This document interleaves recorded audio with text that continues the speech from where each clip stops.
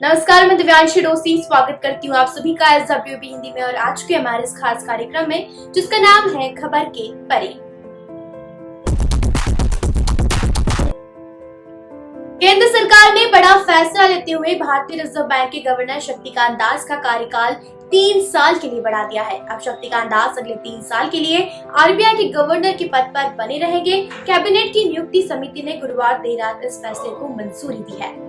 RBI governor Shaktikanta Das का कार्यकाल इस साल 10 दिसंबर को खत्म होने वाला था, लेकिन अब कैबिनेट नियुक्ति समिति ने उनके अगले 3 साल की अवधि के लिए RBI के गवर्नर बने रहने पर मुहर लगा दी है। शक्तिकांत दास 10 दिसंबर को 26वें गवर्नर के रूप में नियुक्त होंगे। एक आधिकारिक बयान में कहा गया है कि कैबिनेट की नियुक्ति समिति ने भारतीय रिजर्व बैंक के गवर्नर के रूप में शक्तिकांत दास की दोबारा नियुक्ति को 10 दिसंबर 2021 से अगले 3 साल की अवधि के लिए या अगले आदेश तक जो भी पहले हो के लिए फिर से नियुक्ति को मंजूरी दे दी है। शक्तिकांत दास को 11 दिसंबर 2018 को 3 साल की अवधि के लिए भारतीय रिजर्व बैंक का गवर्नर नियुक्त किया गया था। इससे पहले वे वित्त मंत्रालय में आर्थिक मामलों के सचिव थे। शक्तिकांत दास को उर्जित पटेल के इस्तीफे के बाद रिजर्व बैंक का नया गवर्नर नियुक्त किया गया था।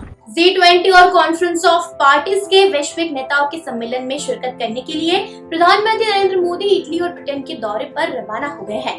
दोनों देशों की यात्रा पर रवाना होने से पहले पीएम मोदी ने बुधवार को कहा था कि रोम में वे कोरोना महामारी के दुष्प्रभावों से वैश्विक अर्थव्यवस्था और स्वास्थ्य को पटरी पर लाने की चर्चा करेंगे।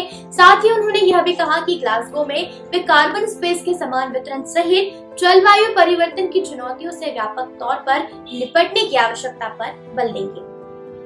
प्रधानमंत्री नरेंद्र मोदी ने एक बयान जारी कर कहा कि वे इटली के प्रधानमंत्री मारियो द्रागी के आमंत्रण पर 29 से 31 अक्टूबर तक रोम और वेटिकन सिटी की यात्रा करेंगे।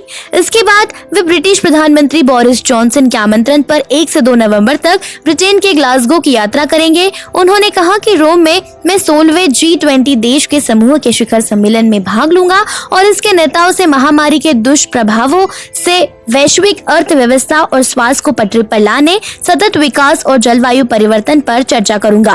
प्रधानमंत्री ने कहा कि कोविड-19 महामारी सामने आने के बाद वे पहली बार किसी शिखर सम्मेलन में अपनी मौजूदगी दर्ज कराएंगे। उन्होंने कहा कि G20 की बैठक वर्तमान वैश्विक परिस्थितियों और महामारी के बाद अर्थव्यवस्था को समावेशी व सतत तरीके से मजबूती देने के उपायों पर चर्चा का मौका प्रदान करेगी। उन्होंने कहा कि इटली के अपने दौरे पर वेटिकन सिटी भी जाऊंगा और पोप फ्रांसिस व वहां के secretary of state cardinal Pietro Parolin से मुलाकात करूंगा।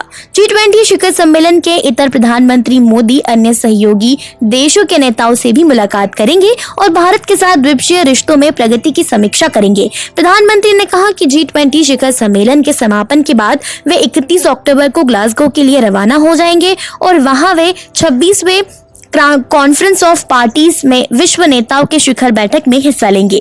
इस सम्मेलन में 120 देशों के राष्ट्रीय अध्यक्ष व सरकारों के मुखिया पर्यावरण और प्रकृति से जुड़े कई विषयों पर चर्चा करेंगे।